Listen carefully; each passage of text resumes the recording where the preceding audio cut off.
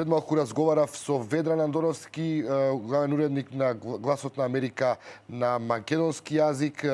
Ведран, кажа ли Стајнберг во интервјуто кој го имаше за вас за какво креативно решение, на какво креативно решение смета американската администрација? Ова го велам поради неговата изјава претходно дадена во која вели дека е можно креативно решение за спорот со името.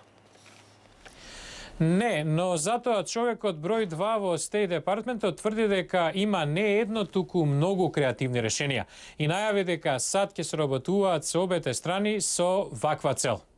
To see what the national interest is, because both Greece and Macedonia have an interest in seeing this go forward, and we're trying to encourage them to look beyond understandable sentiments that their people have, to think about the broader strategic perspective and the gains.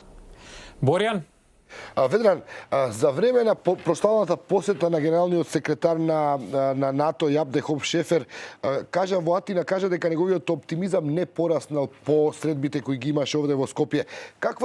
Какви се оценките на Стајнберг по неговите неодамнишни средби во Атина и Скопје? Дали е тој по-оптимист за разлика од Шефер? Стајнберг смета дека има надеж. Еве што вели самиот.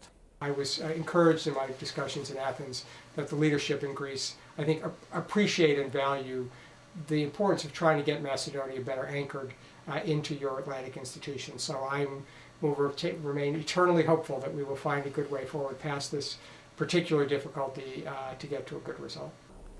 Борјан?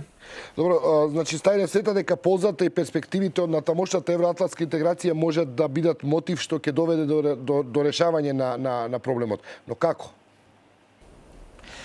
Прво, заменикот на државната секретарка Хилари Клинтон повтори дека САД ги поддржуваат напорите на Метју Нимиц во рамки на Обединетите нации.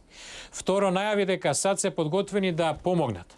Трето, потребата од изнаоѓање на креативно решение ја образложи вака.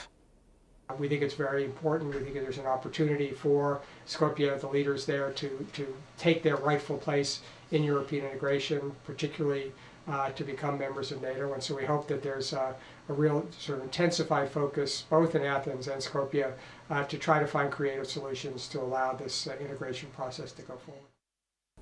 Борјан? А што вели Стајнберг за оние шпекулации кои ги слушавме дека Вашингтон ќе именува специјален представник за Балканот?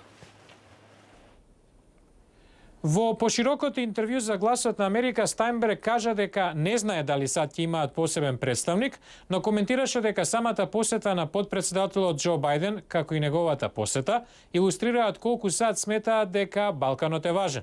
Борјан? Ведран, ти благодарам. Тоа беше се во ово издание на Студио 2 и благодарам за вниманието. Се гледаме.